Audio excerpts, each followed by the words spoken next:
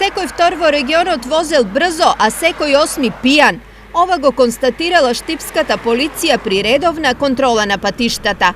Од 121 контролиран возач, 15 од нив задволенот биле под газ.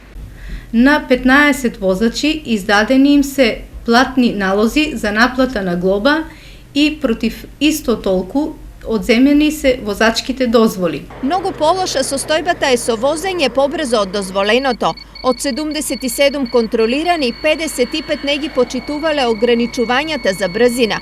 Од нив дури 47 тоа го направиле во населени места, а 8 на отворен пат. На 43 издадени им се мандатни платни налози, на еден од возачите издаден им е еден платен налог, додека 11 возачи се писмено опоменати.